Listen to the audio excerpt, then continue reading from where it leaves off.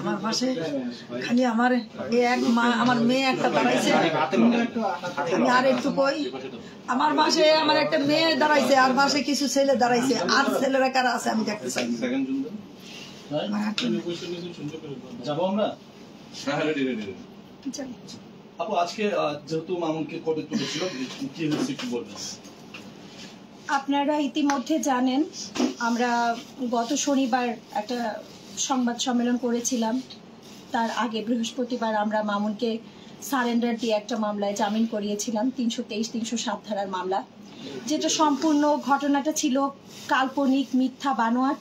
সেই মামলাটা কিন্তু আমরা আদালতে মামুনকে হাজির করে সারেন্ডার দিয়ে আমরা মামুনের জামিন নিয়েছিলাম। সেই বিষয়ে মনে হয় দেশবাসী এখন অবগত আছেন।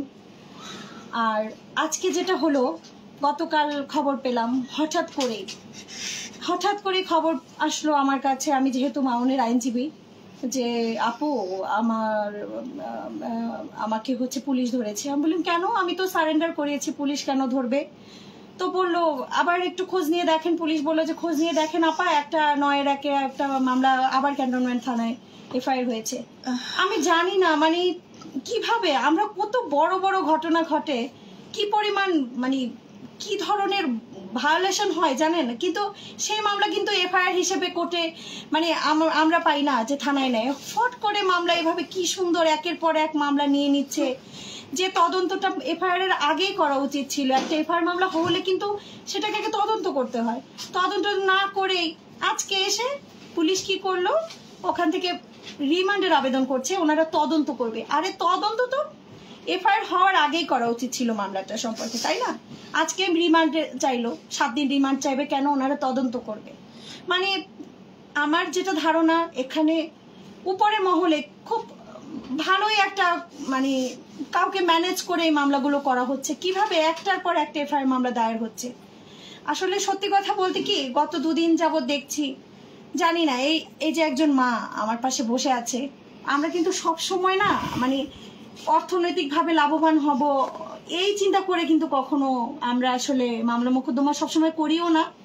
আমাকে যারা পার্সোনালি চিনে, আমি কিছু কোম্পানি রিলেটেড কাজ করি, আমি খুব একটা সিএমএম কোর্টে বা এইগুলো অ্যাজ ইউজুয়াল যে মামলাগুলো হয় এগুলো খুব একটা করি না। কিন্তু আমি আন্টির সাথে আমার যখন দেখা হলো, ওনাদের উদ্গ্রীব, আন্টির এই কান্নাকাটি আমাকে একদম মানে খুব আন্তরিকভাবে নিল, তখন আমার মনে হলো না মামলা সম্পর্কে সবাই জানেন, আমি আর মামলা সম্পর্কে কি বলবো। তখন আমার মনে হলো না, ওর পাশে দাঁড়ানো উচিত। কিন্তু আমি দেখছি একের পর এক হয়রানিমূলকভাবে মামলাগুলো সাজানো হচ্ছে, এবং কি সুন্দরভাবে একটার পর একটা এফআইআর রুজু হচ্ছে, একটার পর একটা এফআইআর মামলা হচ্ছে। এটার আসলে কোনো ব্যাখ্যা আমি খুঁজে পাইনি। আমার মনে হয়েছে আসলে আমাদের মানে আমরা আসলে কি করব, এরকম হঠাৎ করে শুনছি আর একটা এফআইআর মামলা। আমরা যে মামলাটা বৃহস্পতিবার জামিন করিয়ে নিলাম, আবার আর একটা মামলা। তো এরকম একের পর এক মামলা দিয়ে দিয়ে আপনারা, আমি দেশবাসীর কাছে একটাই, আমি আপনাদের মাধ্যমে সবার কাছে একটা প্রশ্ন তুলতে চাই, আসলে এই মামলাগুলোর উদ্দেশ্য কি? এটা আপনারাই বিচার করবেন। উদ্দেশ্য আছে, নিশ্চয়ই কোনো উদ্দেশ্য আছে। একটা স্বার্থন্বেষী মহল উদ্দেশ্য প্রণোদিত ভাবে ওনার ছেলেকে একের পর এক মামলায় ফাঁসাচ্ছেন। এটার উদ্দেশ্য কি? আজকে আপনারা শুনানি করেছেন, শুনানিতে আসলে সর্বশেষ পরিস্থিতি কি উল্লেখ করেছে বিবাদী পক্ষ? ওনারা বলেছে ওইটাই, আমি তো প্রথমেই বললাম যে ওনারা বলেছে অনেক বেশি তদন্তের জন্য, ওনারা একসাথে ছিল কিনা এই বিষয়টা তদন্তের জন্য ওনারা রিমান্ড চাইছেন। আচ্ছা আপনারাই বলেন, রিমান্ড চাওয়ার জন্য ওনারা মানে ওইটা তদন্ত করবে ওনারা একসাথে, এটা কি মামলা শুরু হওয়ার আগে তদন্ত হওয়াটা উচিত ছিল না? কিভাবে তদন্ত চাই তাহলে ওনারা একসাথে থাকার বিষয়টা তো অলরেডি মিডিয়াতে, হ্যাঁ এটা ওরা অ্যাকসেপ্টেড। আন্টি বলেছে যে আন্টি এই বিষয়ে ভালো বলতে পারবে আমার চেয়ে। আন্টি বলেছে যে আমার ছেলেকে, ওই মেয়ে বলছে আমার ছোট ভাইয়ের মতো, আন্টি আমার বাসায় থাকুক, কোনো অসুবিধা নাই। এটা দুই ফ্যামিলির একটা অ্যামিকেবল ব্যাপার। এখন এখানে কোনো ধরনের বেআইনি কোনো রিলেশন তাদের আছে কিনা, দেখেন বয়স্ক মানুষ, তার কি এটা জানা উচিত বা জানবে? যেহেতু সম্মতিতে আসে, তাহলে সেই ক্ষেত্রে সেটা বেআইনি বা হবে কেন? এটা কি ধর্ষণ মামলা হতে পারে? দুইটা অ্যাডাল্ট মানুষ যখন একসাথে জানি না তাদের সম্পর্কটা আসলে কোন লেভেলে। আমি তো জানি নর্মাল একটা রিলেশন, আন্টিও তাই জানে। এখন এটা যদি হয়েও থাকে, কত প্রিভিয়াস একটা ঘটনা, আমার ভাই ভাই বলে আন্টির কাছে তাকে নিয়েছে, বলছে আমার ছোট ভাইয়ের মতো আন্টি আপনি আমার বাসায় থাকুক। আপনারা দেখবেন এই মামলার অভিযোগটা দেখবেন, যদি আমি দিয়ে দিব আপনারা দেখবেন, সেখানে দেখেন এই যে একের পর এক কাহিনী। 7/1/2022, তারপরে 14/3/2024, এই আগের অনেক আগের ঘটনাগুলো দেখিয়ে যে বিয়ের প্রলোভনে ধর্ষণ। আচ্ছা, উনি তো মামুনের চেয়েও বেশি অ্যাডাল্ট, উনি তো মামুন আমাকে এক পর্যায়ে বলেছে, আপু উনি বরং আমাকে ছাড়ছে না, উনিই বরং আমাকে আটকে রাখার জন্য একের পর এক মামলা করছে। এখন আমার দেশবাসীর কাছে আপনাদের মাধ্যমে একটাই প্রশ্ন, আসলে উদ্দেশ্য কি মামলাগুলোর? নিশ্চয়ই একটা উদ্দেশ্য আছে। এখন আপনি যেটা বলছিলেন যে মামুন জবাব আপনার সঙ্গে বলেছে যে তাকে ছাড়ছে না, সেক্ষেত্রে মামুন তার সেফটির জন্য কোন আইনি পদক্ষেপে যাবে কিনা বা আপনারা নেবেন কিনা? মামুন আসলে আপনি বললেন যে একের পর এক মামলা দিচ্ছে, মামুন আমাকে, যদি আপনাদের ভাষ্যমতে সেটা মিথ্যা মামলা হয়ে থাকে, তাহলে সেই ক্ষেত্রে আপনারা প্রয়োজন হলে আমরা সেরকম প্রয়োজন হলে অবশ্যই যাব। তবে মামুন কিন্তু চাইছিল না বিষয়টাকে খুব বেশি, এটাকে এলাস্টিসিটি বাড়াতে চাইছিল না। ও কিন্তু বলেছে আপু এই মামলা দিয়েছে যাক, আমি সার্টকাট। ও কিন্তু সংবাদ সম্মেলনটা করার একটা উদ্দেশ্য ছিল। আমরা যে সংবাদ সম্মেলনে গিয়েছি কেন, ও এটা ক্ল্যারিফাই করার জন্য যে আমি আর ওর কোনো রিলেশনে নেই। ও কিন্তু লায়লার কাছে মাপও চেয়েছে, আপনারা দেখেছেন যে আমি তোমার কাছে মাপ চাই লায়লা, যা হয়েছে তুমি ভালো কাউকে নিয়ে থাকো, আমার সাথে আর তোমার হবে না, কান ধরেছি করছে, আমাদের একসাথে দেখা যাবে না। তারপরেই দেখেন ঠিক একদিন পরেই আবার ঘটনাটা এখন পর্যন্ত আদালত জামিন আবেদন নামঞ্জুর করেছে, রিমান্ড আবেদন নামঞ্জুর করে কারাগারে পাঠিয়েছে। সেক্ষেত্রে পরবর্তীতে জামিনের ক্ষেত্রে আপনাদের কি পদক্ষেপ থাকতে পারে? আমরা আইনগতভাবে যা যা পদক্ষেপ আছে যত দ্রুত সম্ভব আমি আমার ক্লায়েন্টকে বের করার ব্যবস্থা করব ইনশাল্লাহ। আমি আন্টির দোয়া থাকলে, আপনাদের দেশবাসী সবার দোয়া থাকলে আমি ঠিকই বের করতে পারবো, সব আল্লাহর ইচ্ছা। আরেকটু প্রশ্ন ছিল আমার হচ্ছে, মামুন, আমরা জানি মামুনকে লায়লা শুরু থেকে নানাভাবে ইমপ্রেস করে ফাঁদে ফেলে, এটা আপনি কি মনে করেন কিনা যে তাকে এভাবে ইমপ্রেস করে ফাঁদে ফেলা হয়েছে? আমার ক্লায়েন্ট কিন্তু আমাকে তাই বলেছে যে আপু আমাকেই কিন্তু উল্টা ফাঁদে ফেলানো হয়েছে। আমাকে প্রথমে আমার ফ্যান ছিল লায়লা, ফ্যান হিসেবে আমাকে গাড়ি গিফট করেছি, আস্তে আস্তে করে লায়লা আমার কাছে আমার সাথে মিশেছে এবং আন্টির সাথে মিশেছে, তার ফ্যামিলির সাথে মিশেছে, খুব আস্তে আস্তে একটা গিফট দিয়ে এটা করে ওইটা করে মামুনের ফ্যান হিসেবে। সেটা কিন্তু আন্টিও আপনাদেরকে বলেছে, আমিও শুনেছি এবং মামুনও আমাকে বলেছে যে আমি যখন কিছুই না লায়লার, তখন কিন্তু আমাকে একটা গাড়ি গিফট করেছে লায়লা। আরেকটা প্রশ্ন ছিল, লায়লা মামুনকে যেভাবে মিথ্যা মামলা দিচ্ছে, যে মামলায় দিচ্ছে না কেন, এভাবে জোর জবরদস্তি করে তার কাছে আটকে রাখতে চাচ্ছে, এটা একটা পুরুষের জন্য কতটা ভয়ঙ্কর হতে পারে? এটা খুবই ভয়ঙ্কর, আসলে পুরুষের জন্য, এটা সমাজের জন্য একটা ভয়ঙ্কর ব্যাপার। আমি বলবো আমাদের অনেক কতিপয় মানুষজন বলে বেড়াচ্ছে যে সমাজকে কলুষিত করছে প্রিন্স মামুন এবং লায়লা। আচ্ছা, প্রিন্স মামুন এবং লায়লা যদি কলুষিত করে থাকে, আপনাদের কাছে আমার একটা প্রশ্ন, তাহলে একজন কেন ভিতরে আর একজন বাহিরে? ওদের দুজনেরই তো ভিতরে থাকা উচিত। ওরা সমাজকে যদি দুজনেই কলুষিত করেছে, এবং আমি মনে করি এর জন্য যদি আপনি দোষ যদি ভাগ করেন, যদি ভগ্নাংশে ভাগ করেন, তাহলে দেখবেন ওর পক্ষে দোষ যাবে 80 ভাগ, কারণ ও একটা অ্যাডাল্ট মেয়ে, ও অনেক অংশে মামুনের চেয়ে বড়, ওর বোঝার ক্ষমতা বড়। ও কেন, মামুন ছোট একটা ছেলে। মামুন আমাকে বলেছে যে আপু আমাকে একের পর এক লোভ দেখিয়ে আস্তে আস্তে তার প্রতি আমাকে ইমপ্রেস করেছে, আমাকে তার বাসায় নিয়েছে, তারপরে তার রিলেশন তার সাথে। লায়লা মধ্যবয়সী নারী হয়েও ছেলের বয়সী মামুনের সাথে 4 বছর লিভ টুগেদার করেছে, এটা আমাদের সমাজের জন্য হুমকি কিনা? আসলে লিভ টুগেদার করেছে কিনা সত্যি বলতে এটা আমি জানি না। হ্যাঁ, এখন সত্যি কথা বলতে এখন ওনারা বলেছে, এখন আসলে কি আপনি আর আমি কি জানি। অবশ্যই সমাজের জন্য, এটা সমাজের জন্য মারাত্মক হুমকি। এটা আমাদের সন্তানরা, আমাদের নেক্সট জেনারেশন কি শিখবে? এই যে আমাদের সোশ্যাল মিডিয়ায় বিষয়গুলো ঘুরে বেড়াচ্ছে, এগুলো দিয়ে কি শিখবে ভাইয়া? এটা কোনো ভালো কিছু শিক্ষা দিবে না। আমাদের সব বাচ্চাদের হাতে হাতে এখন মোবাইল, কি শিখবে আমাদের বাচ্চা? দেখেছি লায়লা তার বাসায় মদ্যপান করতেন, অর্থাৎ লায়লা মামুনকে বিভিন্ন নেশাদ্রব্য খাওয়ানো শিখিয়েছে বা সুযোগ পেলে সুযোগ করে দিয়েছে। এতে লায়লার কোনো শাস্তি হওয়া উচিত কিনা? যেহেতু তার বয়স, আমি এইমাত্রই বললাম সমাজকে যদি কলুষিত করেই থাকে, দুজন মিলেই করেছে, কেন তাহলে প্রিন্স মামুন একা জেলে গেল? প্রিন্স মামুনের সাথে সাথে অবশ্যই লায়লাকেও যেতে হবে। এর জন্য সমাজের মানুষের যদি প্রিন্স মামুনের দোষ হয়ে থাকে, আমি বলবো সমান অপরাধের অপরাধী কিন্তু লায়লাও। আপনারা কি বলবেন আমি জানি না, আমার ভাষ্য হচ্ছে যদি প্রিন্স মামুন দোষী হয় তাহলে লায়লাও দোষী, এবং সমাজের অবক্ষয়ের জন্য এরা দুজনেই দায়ী। তাহলে লায়লাকে তো আইনের আওতায় আনা উচিত, অবশ্যই আইনের আওতায় আনা উচিত। সেই ক্ষেত্রে যেহেতু লায়লা মামুনের বিরুদ্ধে অভিযোগ করেছে, আপনাদের পক্ষ থেকে, যেহেতু আপনি মামুনের আইনজীবী, আপনাদের পক্ষ থেকে লায়লার বিরুদ্ধে কোনো আইনি পদক্ষেপ আমাদের দরকার মনে হলে আমরা অবশ্যই আইনি পদক্ষেপ নেব। যদি হয় এটা দ্বারা কত হইতে পারে, সেটি হচ্ছে যদি মামুনের পক্ষ থেকেও মামলা যদি না যায়, সেক্ষেত্রেও সামাজিক দায়বদ্ধতা থেকে আপনি একজন অ্যাডভোকেট হিসেবে বা নারী হিসেবে এই যে সামাজিক অবক্ষয়, সেটা হচ্ছে মধ্যবয়সী নারী এবং হাঁটুর বয়সী একটা ছেলেকে নিয়ে এসে এতদিন থাকলো, এই সামাজিক অবক্ষয়ের দায়ে লায়লার বিরুদ্ধে আপনি কোনো আইনি নোটিশ পাঠাবেন কিনা? পাঠানো যেতেই পারে, আমাদের যদি প্রয়োজন মনে হয়, আমাদের যদি মনে হয় না দরকার আছে, আমরা অবশ্যই পাঠাবো। এটা অবশ্যই সামাজিক অবক্ষয়। আমি বারবারই বলছি, যদি সামাজিক অবক্ষয়ের জন্য শুধুমাত্র প্রিন্স মামুনকে দায়ী করা কোনোভাবে উচিত হবে না। যদি মামুন দায়ী হয় তাহলে সমান অপরাধের অপরাধী কিন্তু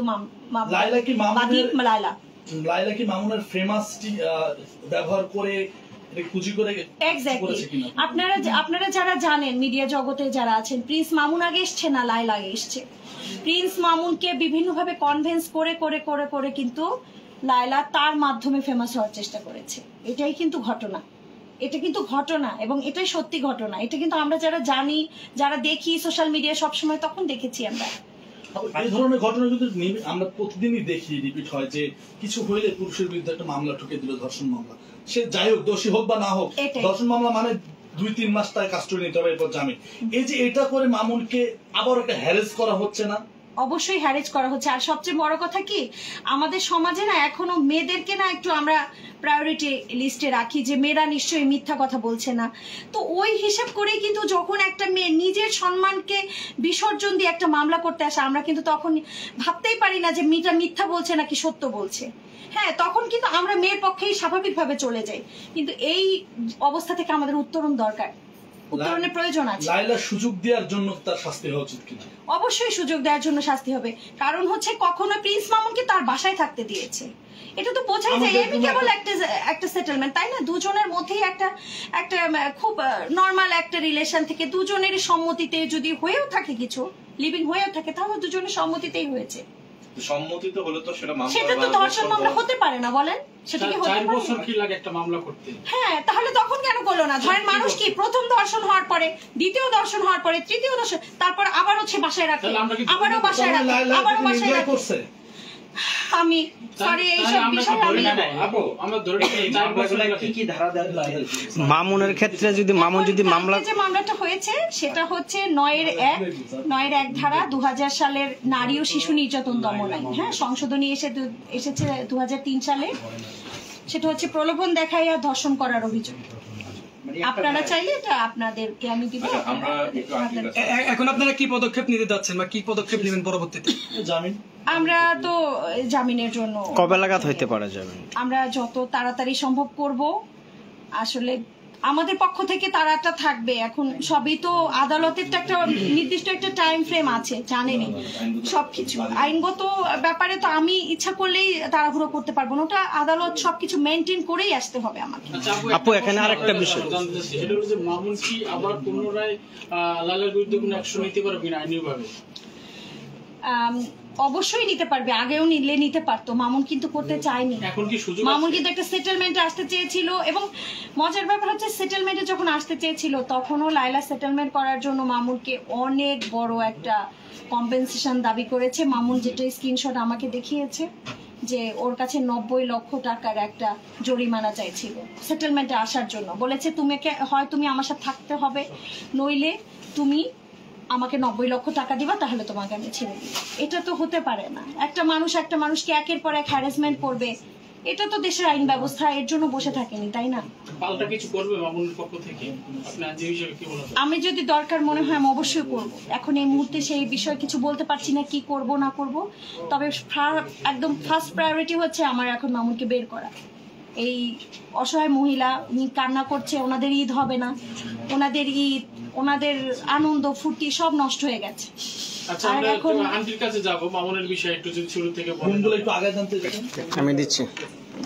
আমরা একটু আন্টির কাছে যাব, আন্টি একটু শুরু থেকে বলবেন লায়লা এবং মামুনের সম্পর্কটা। বসেন বসেন।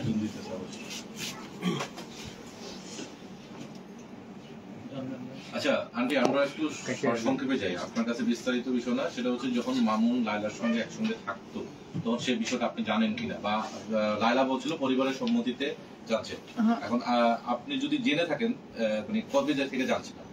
যেমন আমরা যখন এই যে ইয়াতে সাহেবনগর বাসা ভাড়া থাকতাম পরে, যেমন অত একটা সেলিব্রিটি আমার বাসায় শত শত লোক দৈনিক আসতো। তা আসার পরে আমি আবার গ্রামে বাড়ির কাজ ধরছি। আমি তো মা, আমি না থাকলে তো বাড়িটা একবারে হয়ে যায়। কারণ আমি তো বাড়ির কাজ ধরছি, তো আমার গ্রামে গিয়া যাইতে হয়। গ্রামে যখন যাইতে হয় তখন মনে করেন আমাদের বাসায় যখন লোকজন আসে তখন বাড়িওয়ালারা চিল্লাচিল্লি করে, আবার তো বাসা ছাড়ো। তো এই করতে করতে বাসায় একটা ছেড়ে দিছি, মানে আরেক বাসায় গিয়ে উঠছি। সেই বাসা তো একই সমস্যা, মানে বন্ধু বান্ধব তো না করতে পারে না, যেহেতু আমার বাসাতে আবি না। যখন বন্ধুরা যদি একটা ছবি তুলতে আইতে চায় বা আসছে, মামুন কি কখনো বলতে পারবো যে আমার বাসায় আসবি না? এটা কি বলা সম্ভব? মামুন সেলিব্রিটি, এটার থেকেই আসতে আছে প্রশ্নটা। তখন আসতে আছে, তখন লাইলা আমার বলতেছে, তখন এই লাইলার সাথে কিন্তু আগে তো একটু পরিচয় নিয়ে আসা, যেমন হালকা পাতলা দেখা সাক্ষাৎ করে, আবার ওই যে একখানে পয়সা খায়, কন্টেন করে, এই সেই এই আর কি। তখন লাইলার বাসায় যায় নাই। তখন লাইলা আবার বলতেছে যে আন্টি, মামুন তো এই জায়গা থাকাটা নিরাপত্তা না, এই জায়গা থাকাটা খুবই রিস্কের ব্যাপার। আপনি থাকেন গ্রামে, বাড়িটারি করতেছেন, গ্রামে থাকেন। লাইলা আমার বাসা নিচে খালি আছে, তা মামুন আমার বাসায় থাকো। আমি কি না, তোমার বাসায় থাকতে গেলে এটা কেমন দেখা যায়, খারাপ দেখা যাইতেছে না? কারণ আমার নিজের বাড়ি, ও তো আমার ভাইয়ের মতন, সমস্যা কি? ও আমার বাসায় থাকুক, ও নিরাপদে থাকবো, ওর লিগে আপনার কোনো টেনশনই করা লাগবে না। এখন তো আপনার একটা ওইদিকে বাড়ির টেনশন করা লাগে, এইদিকে ওর টেনশন করা লাগে। ভাই হিসাবে নিয়ে গেছে। হ্যাঁ, আমার কাছ থেকে নিচে যেটা আমি সত্য যেটা হেঁটেই বলবো, ও আমার আপনার বাড়ির টেনশনও করা লাগে, এইটা টেনশন করা লাগে। এই হিসাবে আমার কাছে থাকুক, ওর খাওয়া দাওয়ার আপনার টেনশন করা লাগবে না, ওর কিছু টেনশন আপনার করা লাগবে না। যখন আপনি বাড়িটারি কমপ্লিট হয়ে যাবো, তখন আবার মামুন আপনার কাছে চলে যাবে, সমস্যা নেই। আমি কি তো এটাও তো খারাপ না, ভালোই, এটা আমি মনে করছি। ঠিক আছে তাহলে থাক। গেছি, গিয়া দেখছি লাইলা যে একটা রুম সুন্দর করে ডেকোরেশন করিয়া খুব সুন্দর করে দিচ্ছে, ওর রুমটা খাট ফুট ফালাই দিছে, সবকিছু করে দিছে। এটা কি লায়লা যে ফ্ল্যাটে থাকতো ওই ফ্ল্যাটে না নিচে বা উপরে কোথাও? ওই ফ্ল্যাটে ওই যে এই পাশে যে একটা সোফা রুম আছিল না, একটা সোফা রুম, ওই সোফা রুমটা মামুনের সবকিছু কমপ্লিট করে দিছিল, ওই রুমটা। আর ওই যে বড় যে বেডরুমটা, ওইটার ভিতরে লাইলা থাকতো ওর ছোট মেয়ের নিয়ে। আচ্ছা, বুঝছি, একই ফ্ল্যাটের ভিতরে। হ্যাঁ, আর ওই ওর ছোট মেয়ে যেটা থাকে, এটা পাকি রুম ছিল। আরে থাকে, আমরাও গিয়া মাঝে মাঝে মামুনের কাছে, আমি মাঝে যদি আমি আসতাম, আসলে গিয়া দেখা করে আইতাম।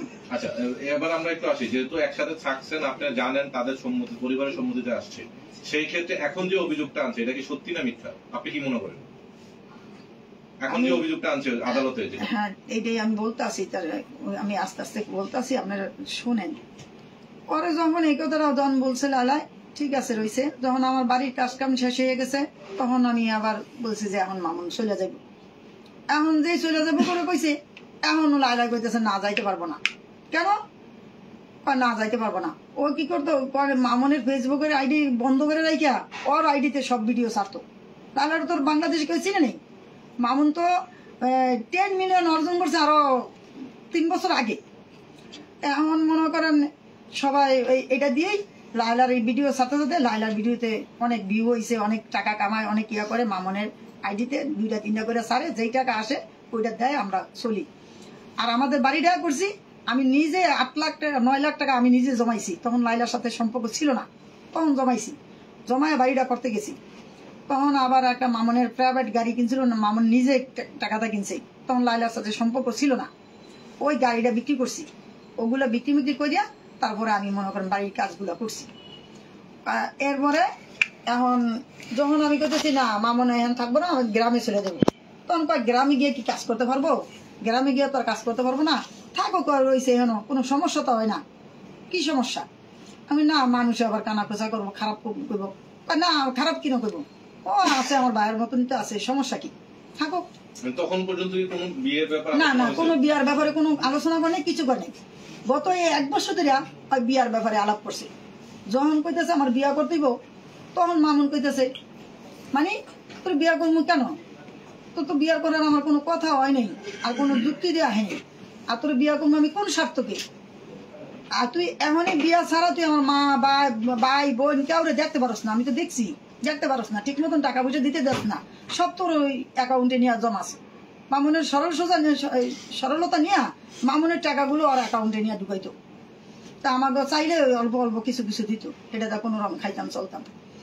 এখন ওই লাইলা কি করতো, এরকম করতো, করার পরে ঠিক আছে তুই আমার, আমি ফলানি নিতে চাই, নিতে দেয় না, এটা নিয়ে কিন্তু আমাদের বাসায় বিশাল ঝগড়া হয়েছে।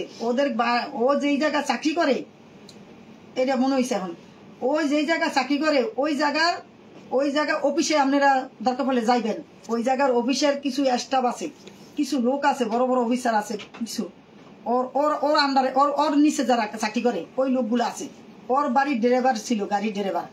ও আমার বাসায় গিয়া যখন ঝগড়া করছে এটা নিয়ে, তখন কিন্তু ওরা নিয়ে বিরাট ঝগড়া হয়েছিল, অনেক ঝগড়া হয়েছিল। মামনের একটা এসি কিনে দিছে, এসিটা খুললে আনতে গেছে, তখন আমি কিছু এসিটা খুললে নিয়া তুই শিগগিরি আমার বাসার বাইরে, আর কখনো আমার বলার কাছে যাবি না।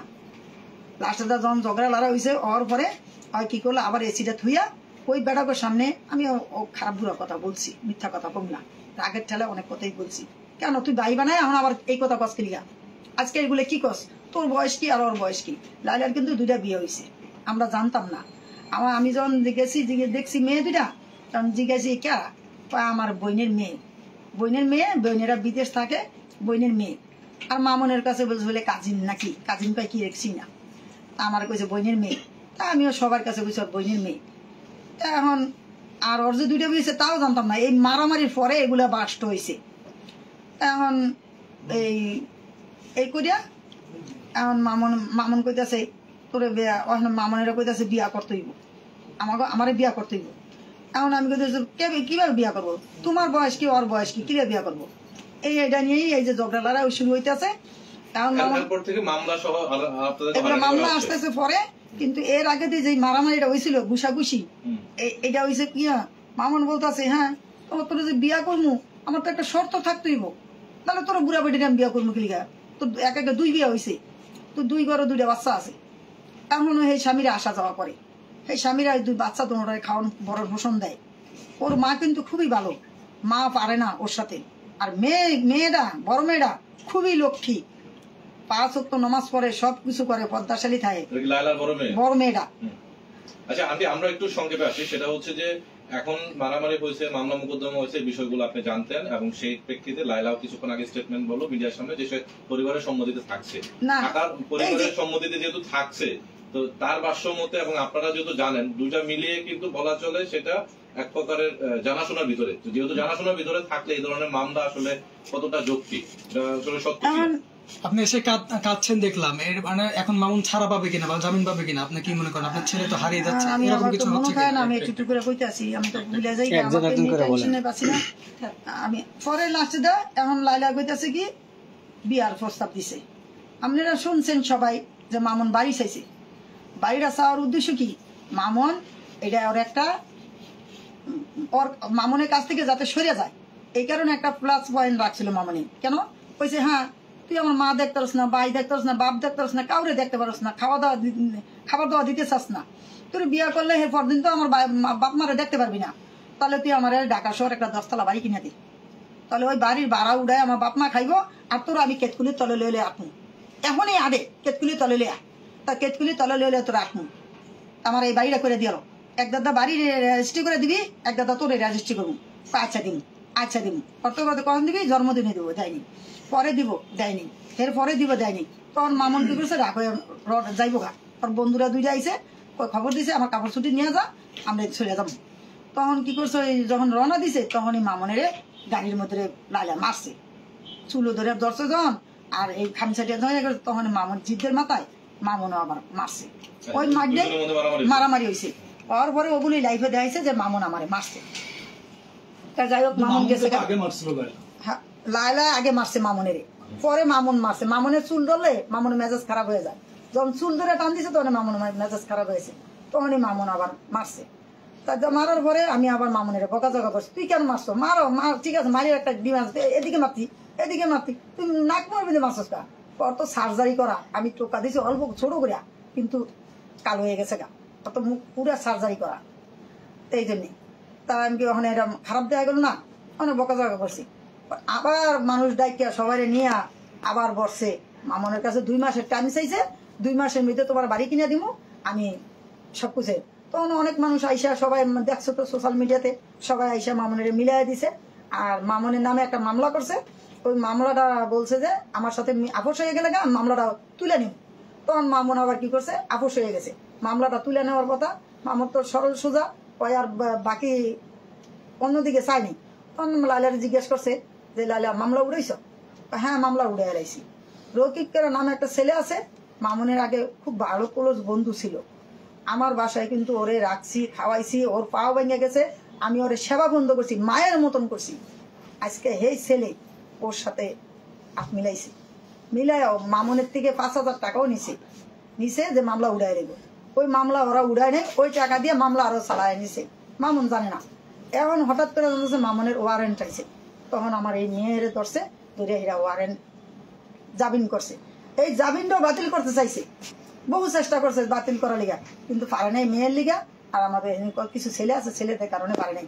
তা ইয়ে করছে, তা তো ওরা জামিন হয়ে গেছে, বুক ফুলে চলতেছে।